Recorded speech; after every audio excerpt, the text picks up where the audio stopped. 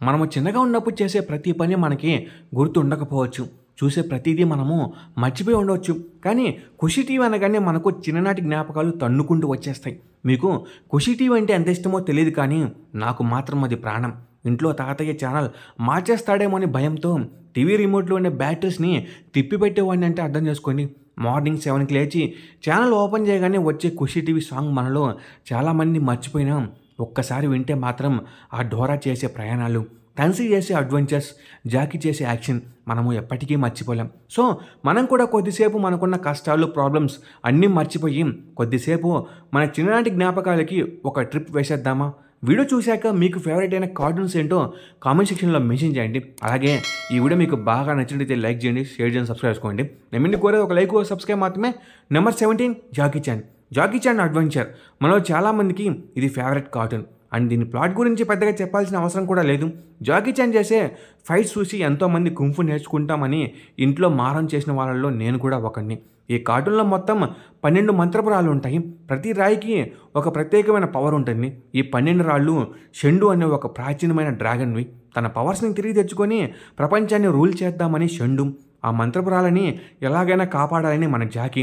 ఈ ఇద్దరి మధ్యలో జరిగే ఫన్నీ అడ్వెంచర్స్ ఈ మన కార్టూన్. అంకుల్ చెప్పే మంత్రాలు, జూలీ చేసే కోతి చేష్టలు, భీమా చేసే ఫైట్స్, అటు మాఫీ లీడర్ వాల్మండ్ నుంచి ఇటు షెండు షాడో ఖాన్స్ నుంచి మన జాకీ ఈ 12 రాళ్లను కాపాడతాడా లేదా అనే క్వశ్చన్ మార్క్ మనల్ని టీవీకి అతుక్కుపోయేటట్టు చేస్తుంది తెలుసా. నెంబర్ 16 హీమెన్. గ్రేస్కెల్ కోట నాకు శక్తినిచ్చుగాక, నాకు లభించిన శక్తి ఇదే అని చిన్నప్పుడు కూరగరిటె పట్టుకొని గట్టిగా అరిచేవాడిని. కిచెన్ నుంచి అమ్మ వచ్చి ఒక్కటిచ్చేది. ఒక రకంగా చెప్పాలంటే ఇప్పటి జనరేషన్కి సూపర్ మ్యాన్ ఎలాగో అప్పట్లో మనకి హీమెన్ అలాగా. గ్రేస్కెల్ అనే ఒక ప్రాచీనమైన కోటను మన హీరో అయిన హీమెన్ కాపాడుతూ ఉంటాడు. అండ్ ఈ కోటలోనికి ఎలాగైనా ప్రవేశించి దాని రహస్యాలను తెలుసుకోవాలని మాంత్రికుడైన కపాలి తన అనుచరులతో దాడి చేస్తూనే ఉంటాడు. అండ్ మన హీరో అయిన హీమెన్ తన స్నేహితుడైన వీరపులి వీళ్ళని ఎలా అడ్డుకుంటారనేదే ప్లాట్. అప్పట్లో ఖుషి టీవీలో ఈ కార్టూన్ ఒక ఎమోషన్. అది ఎప్పుడైతే వస్తుందో హోంవర్క్ ఒక పక్కన విసిరేసి మరి చూసేవాళ్ళం. యువరాజైన ఆడం బలహీనంగా ఉన్న తన పులి పిరికిదానిలో ఉన్న ఆడం ఒక్కసారి గ్రేస్కెల్ కోట నుంచి శక్తులు పొందగానే తన హీమ్యాన్గా అండ్ సాధు ఏమో వీరపులిగా మారిపోతారు. ఒకవేళ మీకు హీమ్యాన్ గురించి ఫుల్ వీడియో కావాలంటే కామెంట్ సెక్షన్లో కామెంట్ చేయండి. నెంబర్ 15 డోరా బుజ్జి. ఈ కార్టూన్ కొంచెం కాంప్లికేటెడ్గా ఉంటుంది. మన తెలుగు వాళ్ళల్లో 50% మంది దీనిని ఇష్టపడితే మిగతా 50% మందికి ఇదంటే చాలా కోపం. ఒకవేళ మీ ఇంట్లో ఇద్దరు పిల్లలు కనుక ఉంటే ఈ డోరా కార్టూన్ గురించి ఖచ్చితంగా గొడవ పడే ఉంటారు. నాకు ఈ డోరా అంటే అసలు నచ్చదు, కానీ ఇది కూడా ఒక రకంగా మెమరీ అని చెప్పాలి. డోరా అనే ఒక చిన్న పిల్ల తన స్నేహితుడైన బుజ్జితో చేసే అడ్వెంచర్సే ఈ మన కార్టూన్. ఒక ప్లేస్ నుంచి ఇంకో ప్లేస్కి వెళ్ళి ఈ జర్నీలో తను మాట్లాడే బ్యాక్ ప్యాక్ అండ్ అందులో ఉండే మ్యాప్స్, విచిత్రమైన గ్యాడ్జెట్స్ తనకి హెల్ప్ చేస్తూ ఉంటాయి. అండ్ ప్రతి కార్టూన్కి ఒక విలన్ ఉన్నట్టు ఈ కార్టూన్ కూడా ఒక విలన్ ఉంటాడు. వాడే గుండనక్క. కానీ గుండనక్క దొంగిలించగానే ఒక్క డైలాగ్ కొట్టగానే ఆ నక్క అక్కడి నుండి పారిపోతుంది. కానీ కళ్ళ ముందు ఉండే కొండలను పట్టించుకోకుండా స్క్రీన్ నుంచి కొండలు ఎక్కడ ఉన్నాయి మనల్ని అడుగుతుంది చూడండి. అప్పుడు అనిపిస్తుంది ఇలాంటి కార్టూన్స్ కేవలం ఒక సర్టెన్ ఏజ్ వరకు మాత్రమే అని. Number 14 magic wonderland. Magic wonderland మన ఖుషి టీవీలో అసలే అర్థం కాని టైటిల్ సాంగ్ ఏమైనా ఉంది అంటే అది ఈ మ్యాజిక్ వండర్ల్యాండే. జపనీస్ లాంగ్వేజ్లో ఉంటుంది. ఇది 3D యానిమేషన్ అయినా మనకి ఎంతో ఇష్టమైన కార్టూన్స్లో ఇది ఒకటి. టాన్సీ అనే ఒక చిన్న అమ్మాయికి సముద్రానికి ఉన్న సంబంధం గురించి ఉంటుంది. చిన్న చిన్న మాట్లాడే చేపలు, మ్యాగ్మా డ్రాగన్ యొక్క కన్ను, పైరేట్స్ తోటి యాక్షన్, అసలు ఒక చిన్న మూవీ చూసినంత ఎంజాయ్మెంట్ వస్తుంది. సముద్రం లోపల వచ్చిన ఎపిసోడ్ మాత్రం ఇంకా గుర్తుంటుంది. నెంబర్ 13 శక్తిశాలి డ్రాగన్. మీలో ఎంతమందికి డ్రాగన్ బూస్టర్ అవ్వాలని ఉంది? డ్రాగన్స్ చాలా శక్తివంతమైనవి. అలాంటి డ్రాగన్స్ ఇప్పుడు మానవుల యొక్క కట్టుబాటులో ఉన్నాయి. వాటితో డ్రాగన్ రేస్ని మొదలుపెట్టారు. ఈ డ్రాగన్స్ గంటకి 200 మైళ్ళ దూరంతో పరిగెడతాయి. కానీ కొంతమంది డ్రాగన్స్కి తిరిగి కంట్రోల్ చేసి మానవులకు మరి డ్రాగన్స్కి యుద్ధం కలిగేలా చేస్తున్నారు.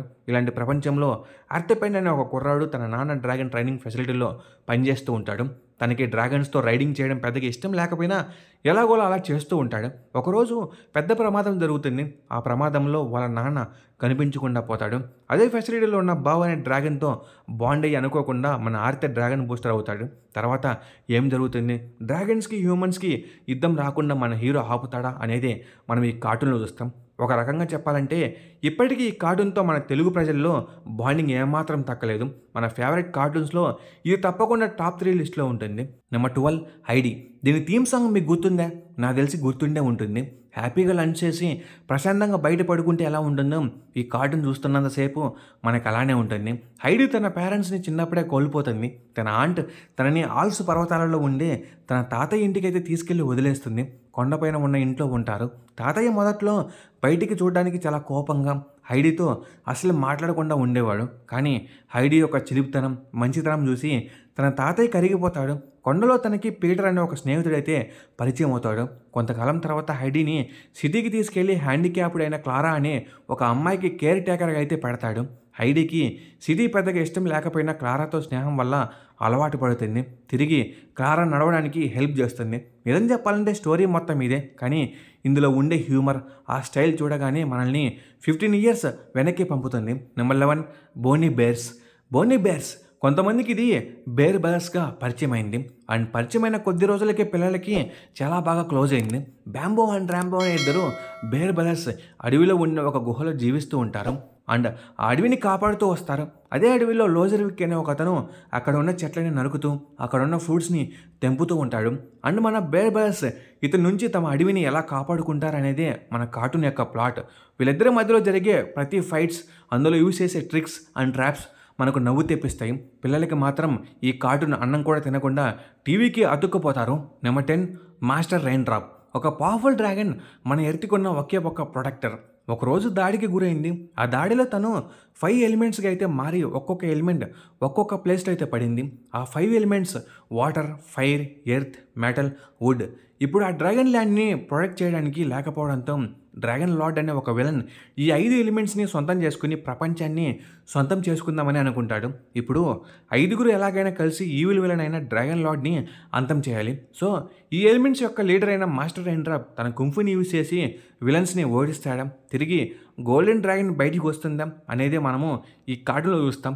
జాకీ చాన్ తర్వాత ఆ రేంజ్లో కుంఫు చూపించింది ఈ కార్టూన్ మాత్రమే.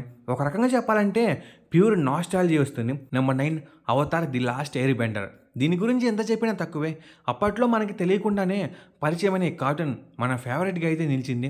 ఇది కూడా same master rain drop theme ఉన్న స్టోరీ. అండ్ ప్లాట్ మాత్రం ఫుల్ డిఫరెంట్గా ఉంటుంది.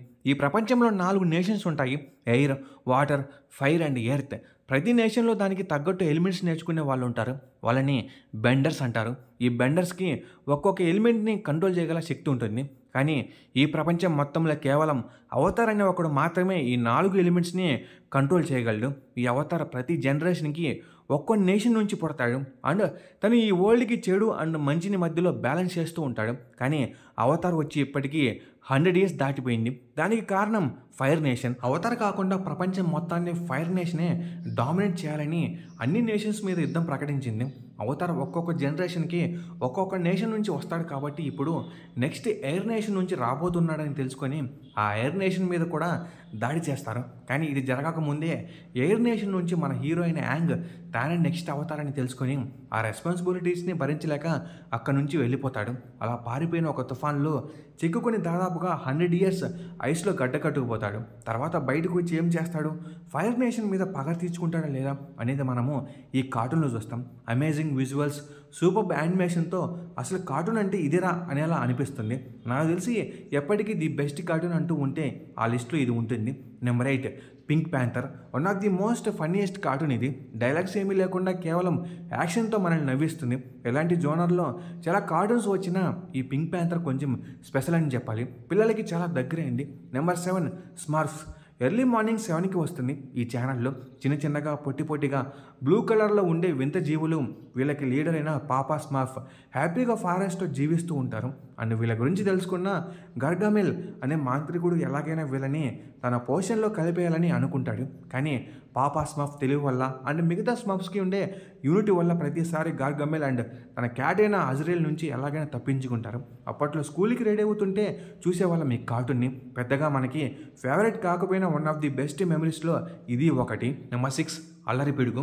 కార్టూన్స్ మధ్యలో వచ్చే బ్రేక్స్లో ఈ షార్ట్ కార్టూన్ మనందరికీ గుర్తుండి ఉంటుంది. గ్యాప్లో వచ్చి చిన్న కార్టూన్ ప్రతిసారి ఒక కొత్త స్టోరీతో వచ్చి మనకి నవ్వు తెప్పిస్తూ ఉంటుంది. నెంబర్ 5 నెల్లూరు పెద్దారెడ్డి. అసలు మీకు నెల్లూరు పెద్దారెడ్డి ఎవరో తెలుసా? అల్లరిపిడుగు లాగానే without dialogues one shot cartoon ఇది. దీని గురించి ఇంట్రడక్షన్ పెద్దగా ఇవ్వాల్సిన అవసరం కూడా లేదనుకుంటా. Number 4 creep school. ఖుషి టీవీలో అన్ని యాక్షన్స్ కార్టూన్సే ఉన్నాం. ఈ కార్టూన్ మాత్రం ప్యూర్ హర్రర్ అండ్ కామెడీ మిక్స్తో ఉంటుంది. నాకు తెలిసి ఖుషి టీవీలో వచ్చిన ఫస్ట్ హర్రర్ కార్టూన్ ఇదేనేమో. కొంతమంది పిల్లలు బోర్డింగ్ స్కూల్కి అని బస్ ఎక్కితే ఆ బస్ క్రీప్ స్కూల్ దగ్గర ఆగుతుంది. అండ్ తర్వాత ఏం జరిగింది, ఆ హర్రర్ స్కూల్లో వీళ్ళు సర్వైవ్ అవ్వగలరా అనేది మనము ఈ కార్టూన్లో చూస్తాం. చిన్నప్పుడు మాత్రం ఇది చాలా భయపెట్టేసింది. ఫస్ట్ టైం దయ్యాలు నిజంగానే స్కూల్స్లో కూడా ఉంటాయని అనిపించేది. నెంబర్ 3 హనుమాన్. మనకి చాలా ఇష్టమైన లిస్టులో ఇది కూడా ఒకటి. మారుతి అనే ఒక కామన్ కుర్రాడికి ఒక అద్భుతమైన శక్తిలో ఉన్న లాకెట్ దొరుకుతుంది. ఈ లాకెట్ ఒరిజినల్గా లార్డ్ హనుమాన్ది. దీన్ని వేసుకోవడం వల్ల మన మారుతికి బాల హనుమాన్ పవర్స్ అయితే వస్తాయి. వాటితో విలన్స్తో పోరాడి పవనపూర్ పడడానికి శాంతి చేస్తాడు. ఇందులో ఫైటింగ్స్ అప్పుడు హనుమాన్ చాలీసా మ్యూజిక్ వస్తుంది. అది లిటరల్లీ గూస్ బంప్స్ అంటే. నెంబర్ 2 అందాల రాముడు. మన ఖుషి టీవీలో వచ్చిన one of the best thriller ఇది. అటు కార్టూన్ నెట్వర్క్లో స్కూబీ డూ ఎలాగో మన ఖుషి టీవీలో అందాల రాముడు అలాగా. నాకు తెలిసి చాలామంది దీని గురించి మర్చిపోయి ఉంటారు. ఇది చాలా తక్కువ టైం మాత్రమే ఖుషి టీవీలో వచ్చింది. కానీ దీని ఇంగ్లీష్ ఇంట్రోకి మాత్రం నేను ఇప్పటికీ ఫ్యాన్నే. సుందర్ రాజ్ అని ఒక న్యూస్ రిపోర్టర్ అది న్యూస్ రిపోర్ట్ చేస్తూ ఇంకో పక్క దాని గురించి ఫుల్గా ఇన్వెస్టిగేషన్ చేస్తూ ఉంటాడు. ఇండైరెక్ట్గా చెప్పాలంటే తిను ఒక detective plus reporter. Sundar Raj చేసే అడ్వెంచర్స్ అండ్ ఇన్వెస్టిగేషన్స్ చూస్తుంటే ఒక చిన్నపాటి డిటెక్టివ్ మూవీ చూసినట్టు అనిపించేది. Number 1 Stuart little. ఒక చిన్న మాట్లాడే ఎలుకని ఒక హ్యూమన్స్ ఫ్యామిలీ అడాప్ట్ చేసుకుంటే ఎలా ఉంటుంది?